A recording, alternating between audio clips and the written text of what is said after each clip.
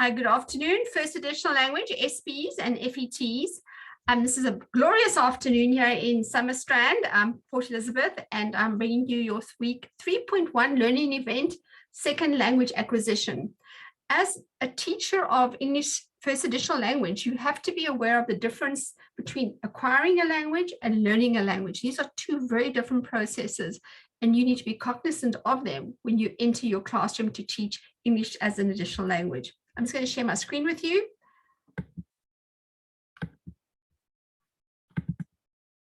Let's just go to slide share. There we go. Language acquisition theories. We're going to look at 5 of them during this first introduction into second language acquisition. There's going to be an online tracking quiz for this, as well as a Kahoot quiz. So I want you to look at both of those to try and get your heads around the acquisition of a language and the learning of a language. So this little question here on the left says, what is the difference between learning a language and acquiring a language? This is what Stephen Krashen says. First of all, he's one of the theorists on second language acquisition theories, and he's got quite an interesting look at how we acquire a language and how we learn a language and how the two go together. He says language acquisition does not require extensive use of conscious grammar rules. Okay. And it does not require tedious drawl, right? Repeating and saying after something all the time. So if you are learning tenses, you don't have to learn the rules for present perfect tense. Or if you're doing active and passive voice, it's not important to know the rules.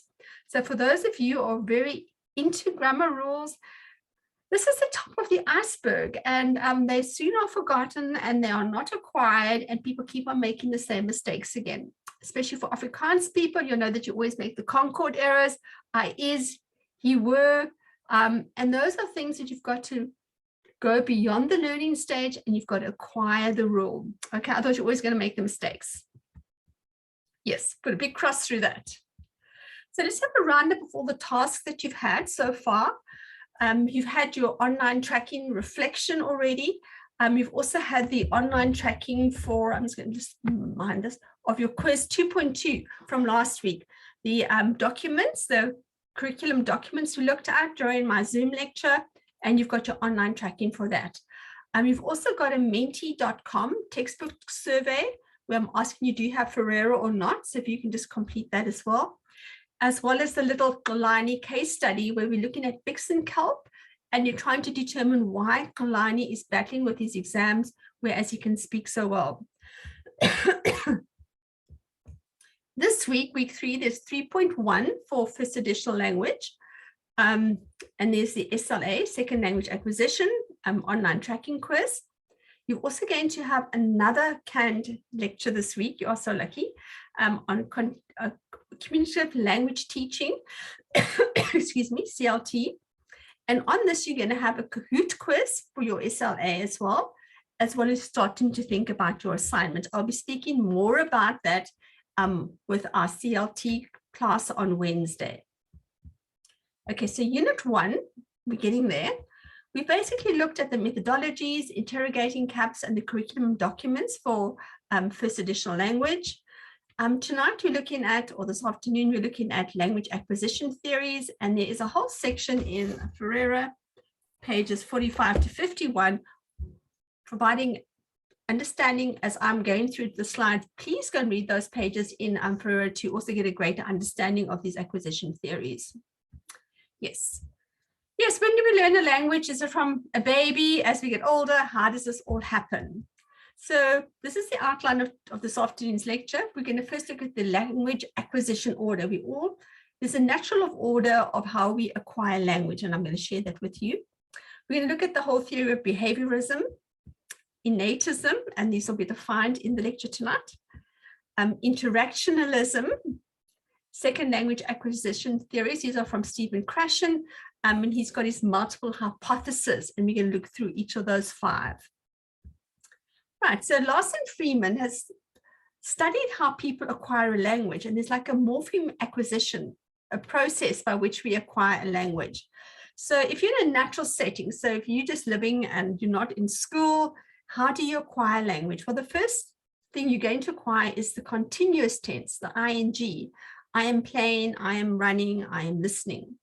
Right, and as you go down the list, it becomes more difficult. You can see the third person singular. I run is the first person singular, you run is the second person singular, and he, she, or it runs with an S. Okay, so this causes a lot of problems, both with the singular and with the plural. Okay, they run, you run, we run. So that's a lot easier. It's with the first person that there's a problem, the first, second, then the third person. And then of course, possessives are all a problem as well. Where do you put the apostrophe? Do you put the apostrophe? For a plural, do you put apostrophe? When do you use it? If you're in a classroom setting, you can see it's similar, this order of acquisition. You can see the auxiliary is something you learn quicker in the classroom. There is are, were, and was use. Again, the third person singular, he runs is a problem. Then the continuous tense is used all the time, and that seems to be the easier parts for classroom setting. You learn the rules, but again, the possessive remains the hardest acquisition. So when you've acquired the possessive in English, you've actually acquired the language, I would say. Yes, let's look at the use of apostrophes now. And I'm sure you all know this, but I'm going to go over this very quickly. If you use the apostrophe, it's always short for it is or it has. Okay, so if I put that in, it's showing there's been an omission of a letter, and I'm really trying to say it is, I'm shortening it, and or it has, I'm just saying it's. It's great weather. It's been great seeing you. There's a lovely summer weather, which is now going out the window as autumn comes on. But what about the possessive form? The possessive form, it never has an apostrophe. You don't slip that little apostrophe in, because then it becomes it is. So the dog chased its tail. The elephant squirted water on its head. There's no apostrophe. And there's our lovely elephant squirting water on its head. Let's do a little quiz now. Can you spot the errors? Would you use an apostrophe when writing plurals such as DVDs, TVs, PCs, CVs? Would you? CV, apostrophe S. And I see a lot of people do this. It's a plural, so no, it's wrong. You don't do that. Which one of the following plurals are correctly written? And here's our veggies. Avos at $6.99, beans at $4.59, tomatoes at $8.99. Which one is correct? Yes, the beans, because there's no apostrophe. Which of the following plurals are correct? Tomatoes or tomatoes? Video or videos with apostrophe? Avo, avos, grade 12s or grade 12s with apostrophe? MP or MPs, banana, bananas. Okay, lots of vegetables and fruit. We all know it's going to be all on the left is correct. It's no apostrophe when there's a plural. So always think about this quite carefully. Okay, so that's the natural order, how we actually acquire, possibly starting with the continuous tense and battling the way all the way through until we've achieved the possessive with use of apostrophe. What does behaviorism say? This is on page 46 of Ferreira. It means that we learn a language through imitating, repeating a stimuli from the environment. So we're repeating the sounds. A mama, okay, you say that to your child all the time, mama, mama, dada. So soon the child starts saying that. So it's learning a language through repeating what they are hearing in the environment. So that means they must actually hear the language. So there's 4 characteristics of behaviorism. You can first imitate someone else. That's how you copy them. And we often, you're learning, when I was overseas in UAE learning Arabic, I would try and copy what people said, which you get the intonation, the pronunciation, and so on.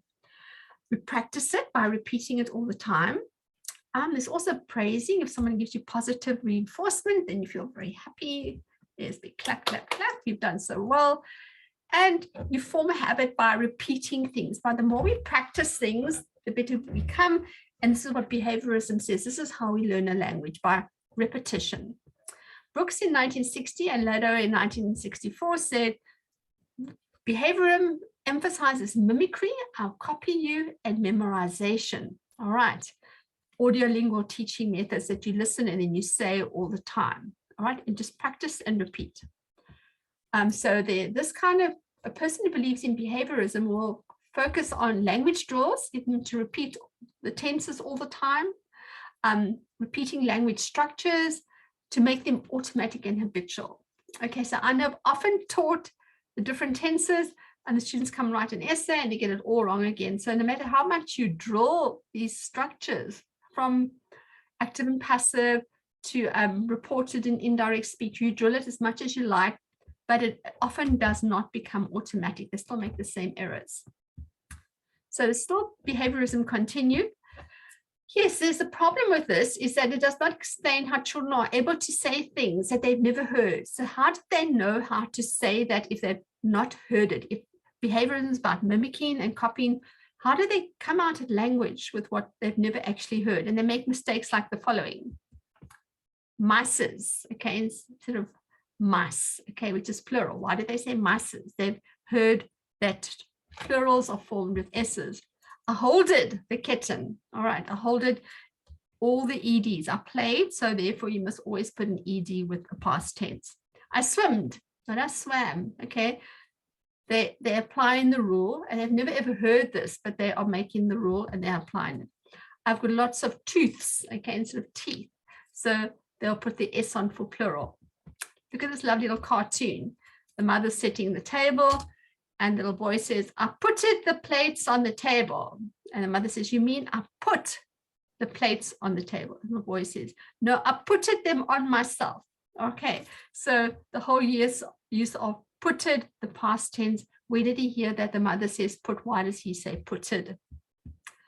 So it becomes the next theory, which is Inatism. It's all in your mind. Okay, this is also in Ferreira. And this comes from Chomsky, who says we can't actually believe behaviorism as a theory because it doesn't give us enough evidence or explanation how children acquire language. Okay, and if you think about the examples in the previous slide.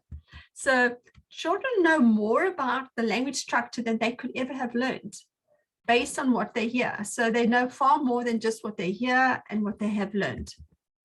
The next little bubble. They're also exposed to language that is not incomplete and wrong. Incomplete sentences, false starts, they're exposed to that kind of terrible language, yet they can tell the difference between something that's grammatically correct and incorrect, and they've been exposed to all these errors. So how does that happen? And the last thing is children are not systematically corrected and instructed on by their parents when they make mistakes in language. So if you think about this and say, oh, well, it's because their parents corrected them. No, it's not. They're not always corrected. The parents let them make mistakes. My granddaughter, when she was 3, was saying, look, Granny, I'm soaping. Okay, that was sewing. Okay, I like my soaping. So I didn't correct her because I thought it was cute. So, but she doesn't say that now. She's 11. She says, I'm sewing. So she learned the correct term, and we didn't correct her when she's made that error. Okay, so we don't correct our kids all the time. So how do we acquire the language? We are born to use language. This is what Inatism says. Children are biologically programmed to acquire language. It's in our DNA. The language develops within the child in the same way as other biological functions develop within us. For example, we learn to speak the same way as we learn to walk. So it's innate in us. You learn to walk and you learn to speak. You learn to crawl, you learn to speak. It's something that you biologically programmed to do. And Chomsky says we've got a universal language ability within us. So it's innate language ability. And we have this universal grammar, this principle within us that applies to all languages. There's the big black box. So we all have this language ability, and we need to release language from this LAD, the language acquisition device. So there it is. All we need to activate the LAD is to be exposed to language. So as long as you talk around a baby, they say you should be speaking to your babies within the womb already and reading to them, so they acquire the language. And if you activate the device, children will automatically begin acquiring the language of the environment. So they've got this device within them. if they're exposed to language, they will acquire it. But they must acquire it before the critical period, and that is before puberty. So if you don't expose a child to languages, and this is often our second language, they are only exposed to it maybe after puberty, and they find it very difficult. That's why adults find it more difficult to learn a second language, because they pass the critical period, which is 13 or 14. So kids pick up languages very quickly when they are 3, 4, and 5, 6, 7, but it's more difficult as they get older. So there's lots of evidence to support Inatism, this theory, because all children learn their mother tongue successfully. Whether it's German, whether it's French, whether it's Xhosa, whether it's English or Afrikaans, they learn that language. When they would not be expected to learn something so complicated. So it is really a complicated thing, learning a language, but yet they do when they're exposed to a language. It's because they are biologically programmed with the lad to actually acquire the language. Let's look at this little image. From 3 months, the baby starts cooing and gurgling. 6 months, they start babbling, mama, mama, papa, pa, da, da, da. From 12 months, they start saying the first words, mama, car, there.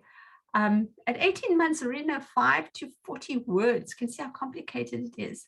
By 2 years, they know 150 to 300 words, and they can say little sentences with 2 or 3 words. I want that. Okay. By the time they get to 5, they can identify letters, and they can create longer sentences. How amazing that. So at 4 years, they've got 2,000 word vocabs, okay, and they can make 5-word sentences. How complex is that, and what they are able to do at that age? Okay, so the universal grammar, how does that support SLA, second language acquisition? So there are 2 different views, that the universal grammar may be present and available to L2 learners, but its exact nature has been altered by the prior acquisition of the first language. So universal grammar is available to you if you can speak your mother tongue, but it's been altered because of the way you use your mother tongue. So you might make mistakes in your L2. Does that make sense? So if you're Afrikaans, it's your mother tongue, and you try and take on English, you're going to make errors. You're going to battle with the concord. That's what I spoke about. You'll say, I are, all right? He were. So you'll make errors like that because you're using ideas from your first language into your second language. So L2 learners will often need explicit information why it is not grammatical in the L2 to say I is, okay? So this is where the rule idea comes about. And sometimes we use that to monitor what we are saying.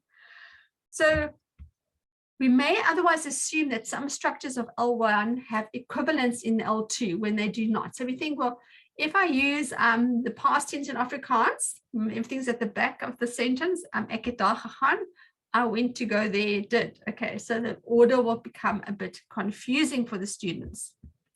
Here's another example. For instance, saying booms instead of bome, which are trees, that won't work in Afrikaans, and saying vliegtuigs or vliegtuige instead of vliegtuie, airplanes, will earn a few smiles from your Afrikaans friends. So we're applying the English rule, bome, booms, okay, putting the S on, which is incorrect in Afrikaans. So let's go on to interactionalism. This is on page 47 of Ferreira. Believe that children learn their first language through a combination of innate, that's within us, our biological programming to learn a language, and the environment, what we hear. So it's a combination, not just of one or the other, but both that come together. Because children have an inborn capacity to develop language. All right, so we have got that biological, so that's innate.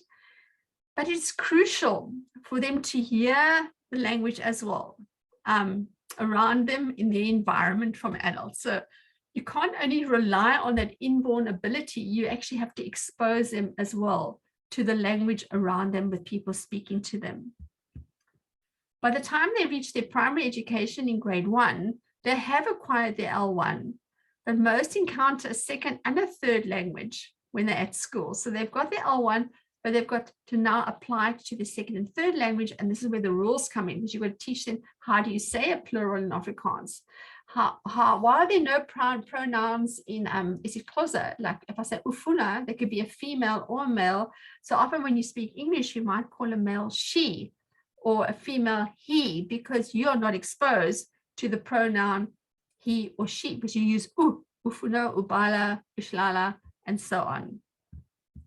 So we've got to think about these. When our students make these errors, think about why they are making these errors. Think about their first language. So let's look at our friend Stephen Krashen, really a great theorist. So in 1982, he brought out his theory of SLA, and you can see that in Ferreira as well. And he's got these 5 different hypotheses that he puts forward. The first one is the acquisition and learning hypothesis. How does acquisition differ from learning? The monitor hypothesis, the natural order hypothesis, we've already spoken about that. Input hypothesis, what we hear, and the affective filter hypothesis, how our emotions affect learning a language. And here we've got all the different theories, all the different hypotheses from Krashen. So here's Krashen here as well, and his theories of second language acquisition and his 5 hypotheses. What does he say acquisition? He says acquisition requires a meaningful interaction in the target language. So that means in your lessons, they must be meaningful, using authentic learning, relevant materials in the target language, in English, okay, in natural communication. So it's not just learning rules, it's actually meaningfully talking to your students and letting them answer you in a way to communicate. This is why we're looking at CLT, and that's going to be part of your assignment 1. In which students are concerned not with the form, not how grammatically correct they are with their messages, but how to convey understanding. So you've got to create a situation in your class where there's meaningful communication in the target language. Okay, maybe there is some code switching or code meshing with natural communication, and you're not going to correct your students all the time if they make a mistake, as long as you can understand what they are saying.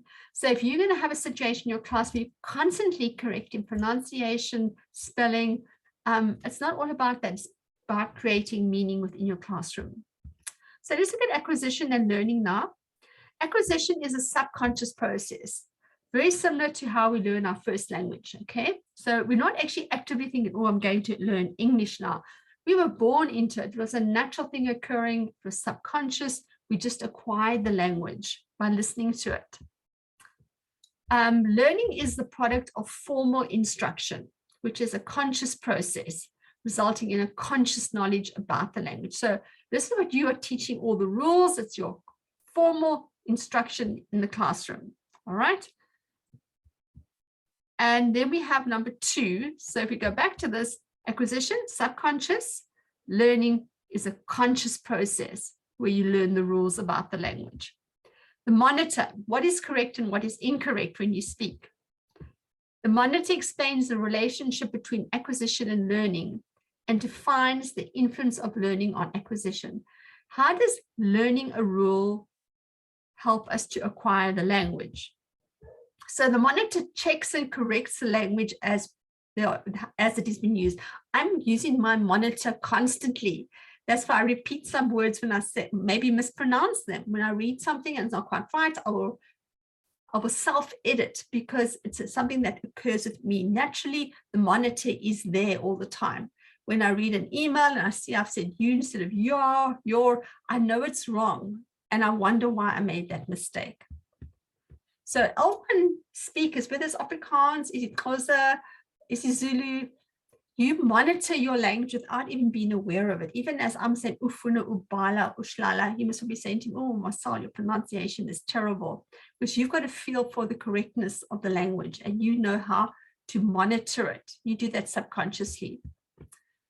However, if you are speaking your L2, you know the grammar rule, and you do this consciously and you try and repair what you are doing when you're speaking. Okay, you say, I is, oh, no, it's not I is, I am, he would, no, it's he was. So you're trying to consciously, you say the wrong thing, but then you try and correct it.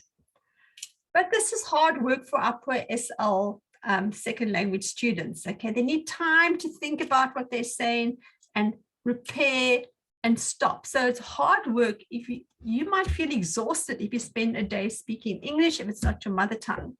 Same as I would feel exhausted if I try to spend a day speaking Afrikaans, because it's not my mother tongue. I wouldn't even try and spend a day speaking isiXhosa because I've just got a bit of tating available to me. Yeah, so they need time to think about what they're saying and how to repair it.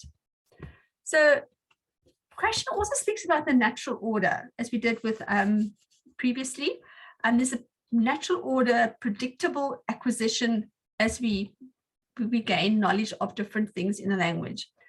Often we start with the ing, the continuous is the easiest to acquire. I'm sleeping, I'm running, he was running. Then we get onto the use of article, correct, and this seems to be quite difficult. People battle to put the article and use the definite and indefinite article correctly. And finally, the possessive, which is the hardest. I think even English mother tongue speakers make that error all the time. Okay, this sequence is similar across all language learning situations.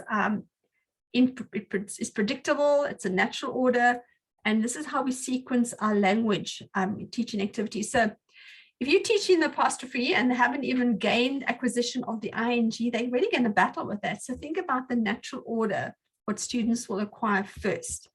So the natural order for language 1, your first language, is the continuous tense is the easiest. Okay, so you'll acquire that first from a little child, everything will have ing on it. Then the plurals, you get the plurals right, the boats, the cars, mothers, fathers, and so on. Then the irregular past tense, the present perfect, he has written, we have learned our work. He had written the book. Okay, so we learn how to use the perfect tense. Then comes number 4, the possessive, we acquire that. The copula to be is a linking word like I hope to be, okay, I want to be, we learn how to use that. Use of articles, third person singular, yes, he runs, using the S for that, always difficult. The auxiliary, use the word to be. Those are the hardest ones from the easiest to the most difficult, number 8. If we do, this is from the US, in the US, if they're learning their second language, the plural is the easiest that they start with. Then the continuous tense, the copula to be, he hopes to be, the auxiliary, the and articles, the irregular past tense. The regular past tense, when we use ed, is different from the irregular past tense. Again, the third person singular is one of the most difficult things for a person learning an L2. So to be aware of that. So if your students are making third person singular errors all the time, it's natural. It's a part of the natural order of acquisition. They will get all the continuous tenses right because that's one of the easiest things to acquire. They're going to maybe make more mistakes with the possessive. There we go, number 9. So they're going to really battle with that one. Okay, let's look at the input hypothesis from Krashen. That is what we hear, what we take in, whether we're reading it or listening to it. How do we acquire a second language? Okay, so learners improve and progress in this natural order from ing, continuous tense, all the way to apostrophes. When they receive what we call input, we hear things from people, we listen and we read things, or comprehensible input. So let's think about this term from Krashen, comprehensible input. That means we've got to take our students just one level up.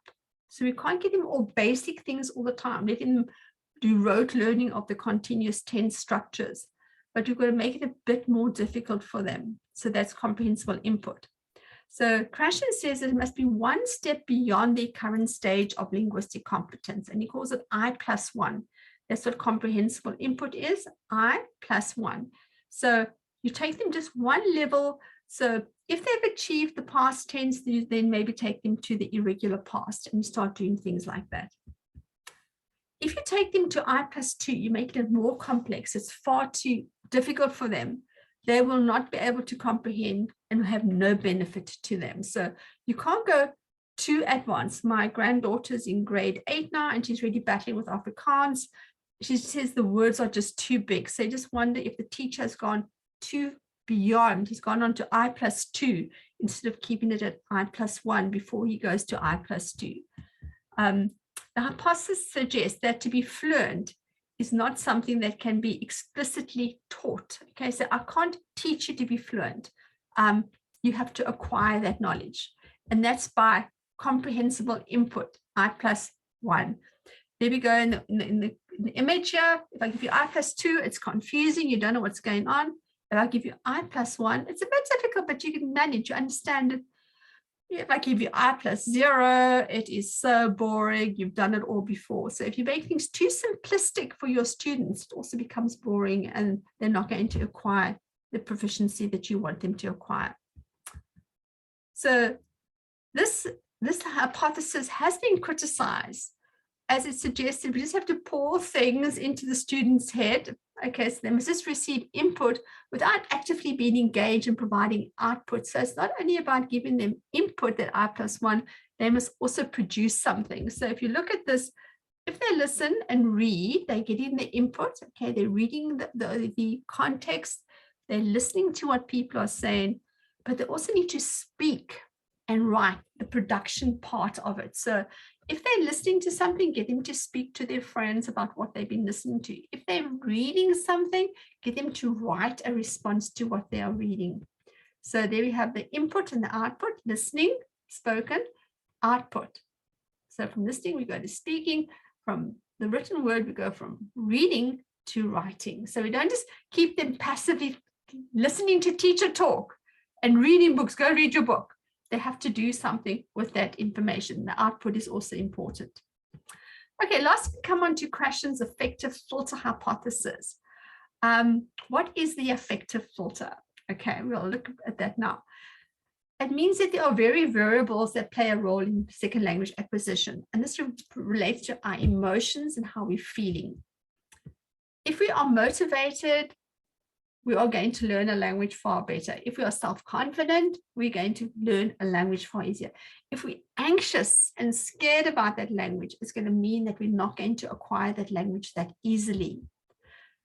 So learners with a high motivation, high self-confidence, good self-image, and low anxiety are better equipped for success in SLA. So if you are shouting at your students all the time, marking them badly, making them feel demoralized, it's a good chance they're not going to acquire the language in your classroom, because they're going to be too scared and fretful about what will happen to them. And so they will shy away and they won't want to come to your class. And there's going to be no proficiency and second language acquisition taking place. Yes, you want them to feel happy, but put their hands up, right, and participate in the class.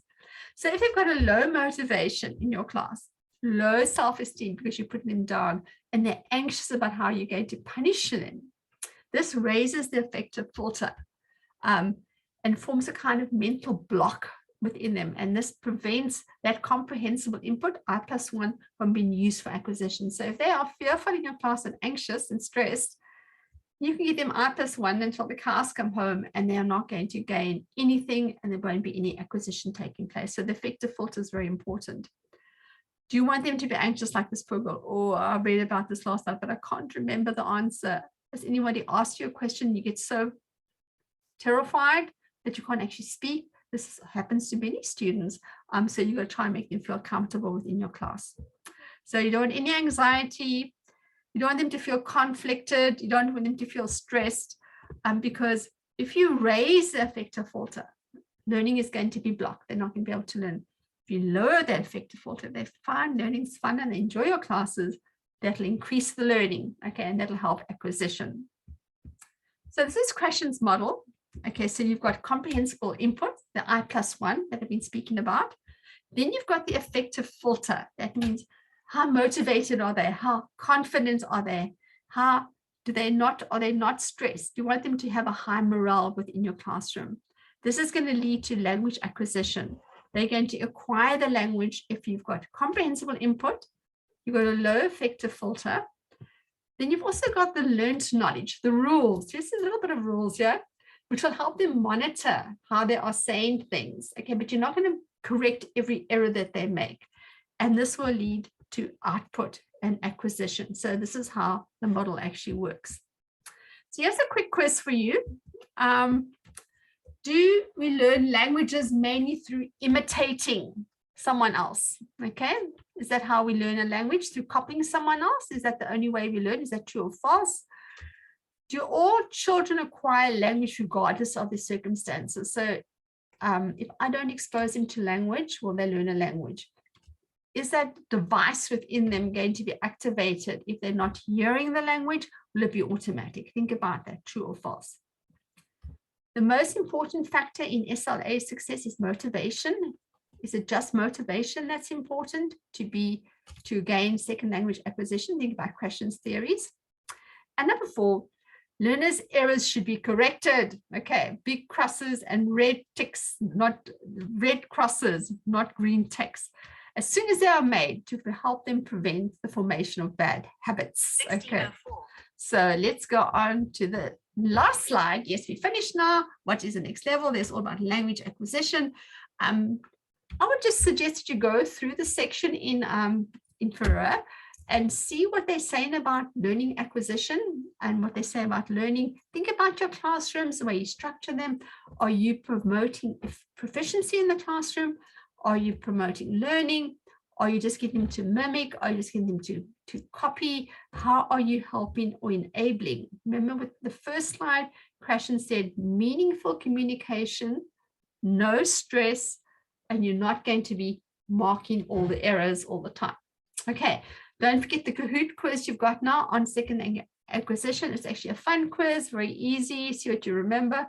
And you've also got your online tracking quiz on SLA, which counts towards your participation mark. Okay, hope you're all doing well and managing with everything. And I will chat to you with communicative language teaching on Wednesday. Okay, our next CAND event this week. Take care. Bye. Oops, I've gone through that one, but I'll add that one next time. Okay, stop my share and I say goodbye in this event. Bye. Doesn't want to end. Let's try it again. There you go.